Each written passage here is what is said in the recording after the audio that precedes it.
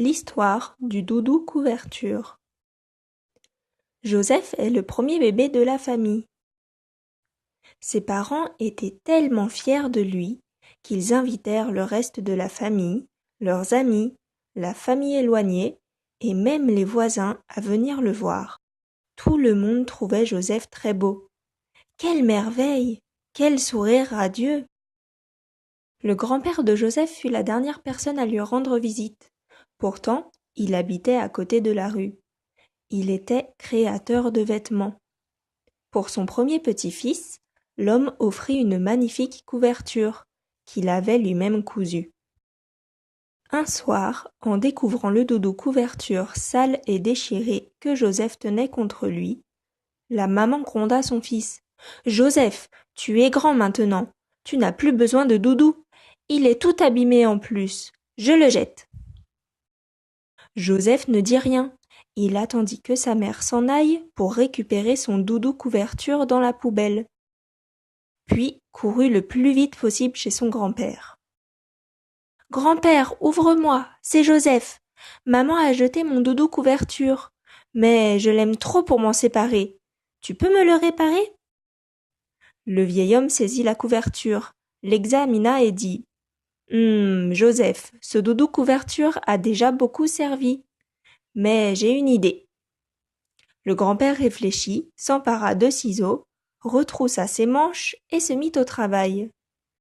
Il réussit à tailler une veste pour son petit-fils, avec des poches et des boutons. La veste allait parfaitement à Joseph. Tout heureux, il embrassa son grand-père et rentra chez lui. Quelques années plus tard, Joseph grandit, mais pas sa veste. Elle était devenue bien trop petite pour lui. Sa maman ne manqua pas de lui dire « Joseph, ta veste est fichue, je la jette. » Joseph ne dit rien.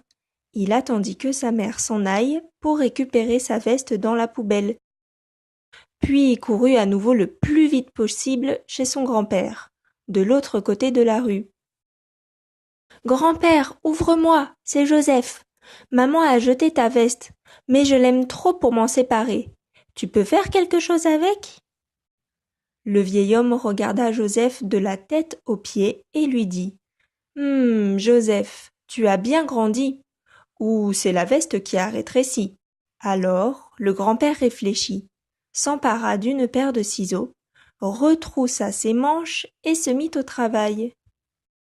C'était un bon créateur, car il réussit à faire une cravate qu'il enroula directement autour du cou de son petit-fils.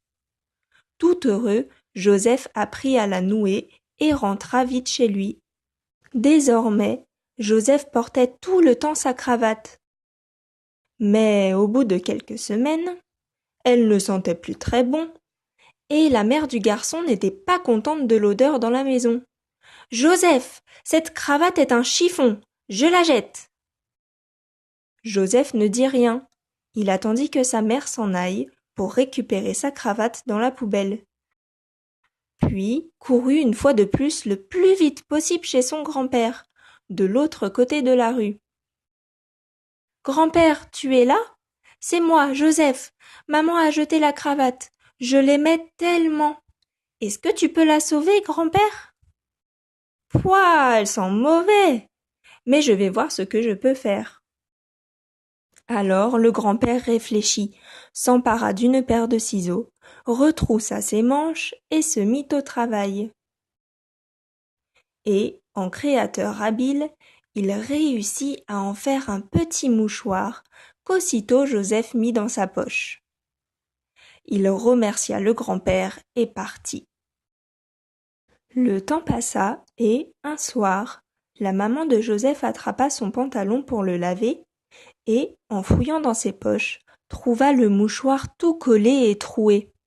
« Oh, Joseph, ce mouchoir ne mérite même pas d'être lavé.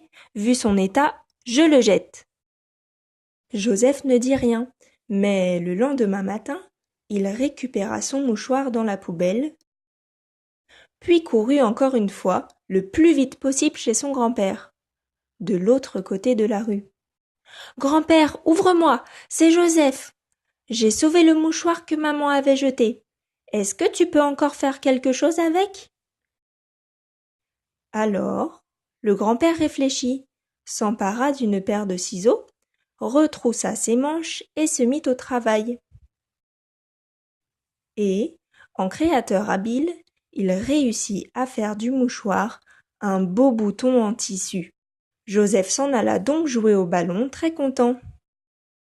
Pendant la partie, il perdit son bouton. Affolé, il retourna voir son grand-père. C'est moi, ouvre, grand-père. Que t'arrive-t-il, mon grand? J'ai perdu le bouton de mon pantalon. Ah, désolé, Joseph, mais avec rien, je ne peux plus rien faire. Rentre vite chez toi. Et le grand-père retourna dans son atelier. Une fois rentré, Joseph pleura un peu. Mais le temps passa et, des années plus tard, pour ne pas oublier cette histoire, il se mit à écrire dans son journal. C'est ce journal même que j'ai retrouvé. Et voilà comment j'ai pu à mon tour tout vous raconter.